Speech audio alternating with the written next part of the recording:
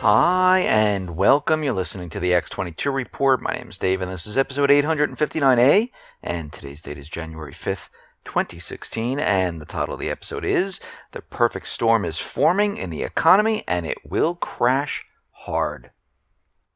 Now, before I get started, I just want to make an announcement. The interview with Peter Schiff has been uploaded to the X22 Report Spotlight YouTube channel. You can go right over there and take a look at the video, or you can come to the x22report.com site, scroll down a little bit, look over to your right-hand side, you'll see the video there, or you can go to newssentinel.com, that's newssentinel.com, and that is a site which I put together where it streams all different news stories around the world into one location. It also streams videos from different channels into one location, and it's a good way to keep up to date on what is going on in the world. Let's get right into the economic collapse financial news. Now, yesterday we talked about how all the housing numbers were completely manipulated, fabricated. Of course, they said there was an error which they were continually using throughout the last 10 years. And we've seen that the economy is not doing as well as they want everyone to believe. And what's very interesting is that we keep reporting on unemployment, how the government continually tells us that we're at 5%, and all those people who are out of the labor force, they just don't want a job. They don't want to work. And we're seeing that the BLS, the Bureau of Labor Statistics, actually the same guys who were fabricating jobs data back in 2013, they are the ones who are manipulating everything still. And what we're seeing is people are trying to get an explanation of why are all these people out of the labor force. I mean, you're telling us they don't want a job, but why? So a few months ago, the Atlanta Fed tried to answer this question. Try to answer why the labor force is plunging and why people don't want a job. So let's look at some of the stats here. 35% of the U.S. population wasn't in the labor force in 2014, up from 31.3% a decade earlier. Now, you're considered out of the workforce if you don't have a job and aren't looking for one. That's distinct from the official unemployment rate, which tracks those who are out of work, who are actively job hunting. Drilling down into the numbers reveals more about the shifts in the reasons some people forgo a paycheck. In all age groups, for instance, more people cited retirement as the reason for being out of the labor force. And it wasn't just older people, which is kind of strange. Now, I can understand, because the population is getting older, a lot of people retired, and they're out of the labor force.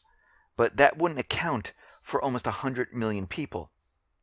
Now, for Americans between the ages of 20 and 24, the share of those sidelined over the past decade because they were in school increased, unsurprisingly, during the decade that included the Great Recession. What's more unusual is that the share of 20 to 24-year-olds say they are retired. And that doubled from 2004 to 2014.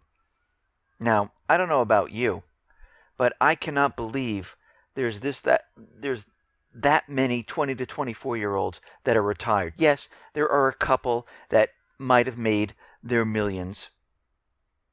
But to be retired, that really doesn't make any sense. And we can see what is happening at this point. They can't explain what's going on, so they're creating explanations of why all these people are out of the labor force. And if you look at all these numbers, you see there's a huge percentage of the young. And you have to remember, those people ages 20 to 24, they're coming out of college. They can't find a job. They still have student loans. And they're out of a job. They're out of the labor force.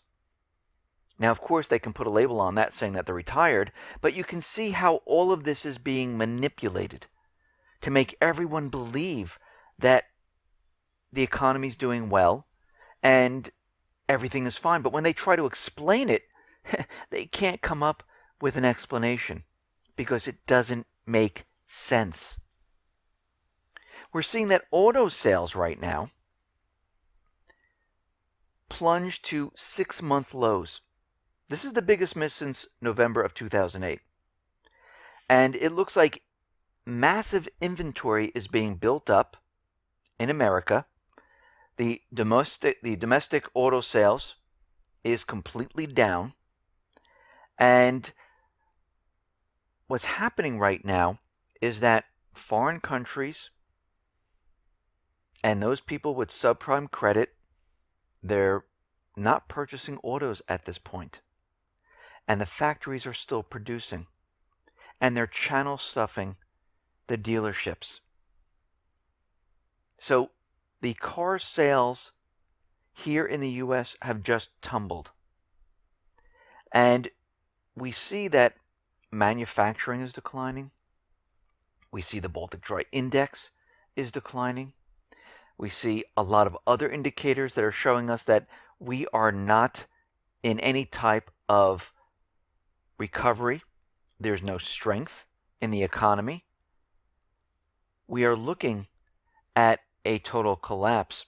And those people who plan to buy an auto has also decreased back to the level of 2008.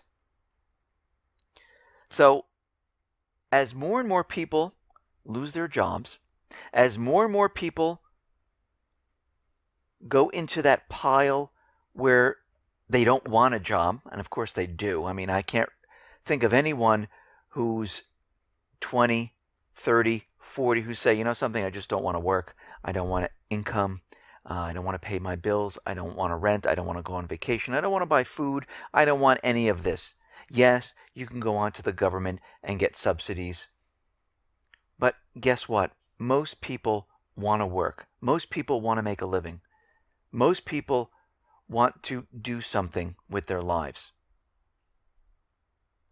But what we're seeing right now is that there's a perfect storm, and it's forming right now. We're seeing that China's PMI data has collapsed, the US ISM manufacturing has collapsed, and the Baltic Dry Index has collapsed to fresh record lows. Deutsche Bank warns there is a perfect storm brewing right now. And US manufacturing suggests that things are getting worse, not better. And we can see this. This is not something that just happened. This has been happening, and we've been reporting on it. And of course, people are like, no, the economy's strong, and look where we are today. Out of everything that we reported on, I'm not talking about what the government is telling us. I'm going through everything here to show that how the economy is manipulated, how the economy is not strong, and we are seeing this right now. It is getting worse. It is not getting better. And eventually they're going to come out with the retail numbers. They're going to put a great spin on it to make us believe that retail was fantastic until you see stores closing, until you see many stores out there saying, okay, we can't keep these other stores open now. We're going to have to close these down. We're going to have to let these people go. This is what we saw last year. The same thing is going to happen right now. And as time goes on, throughout this year, it's just going to get worse. It is not going to get better. We already have the IMF, which normally says the economy is, going to be growing. The global economy is going to be growing. They've already said it's going to be slowing a little bit, which means it's going to be a lot worse than they're saying. We also see the UN right now. They are seeing moderate global growth for 2016-2017 due to major headwinds, which means that the entire system right now is collapsing in front of our eyes. They said the world economy stumbled in 2015 with lower commodity prices, large capital outflows, and increased financial market volatility. And this is coming from a report which was released in December from the United Nations. So global growth last year fell to 2.4%, and they're saying it's going to be much, much lower. And we haven't seen this weakness, this pace of weakness, since the global financial crisis of 2008, 2009. So basically, we are back where we started from. We went full circle. The Fed, along with the U.S. government, created all these bubbles, pumped in all of this free money, pumped up the market, convinced everyone that everything is fine. They're continually manipulating everything, making everyone believe that the economy is strong. In the meantime, the economy, the foundation, is crumbling apart. And you know what happens when the foundation falls apart. The rest of the structure implodes on top of it. This is what we are seeing right now. And those people on the top floor are going to be shocked and surprised when everything starts to fall apart. And it will come down. It will implode. And a lot of people are going to be running around not knowing what to do. They're going to be very upset. They're going to be losing jobs. And I don't wish this on anyone. I don't want anyone to lose their job. I don't want anyone to lose their homes. I don't want anyone to lose their car. I don't want anyone living in the streets. That's not why I'm doing all of this. I'm doing it to give you a heads up. I'm researching it for my family.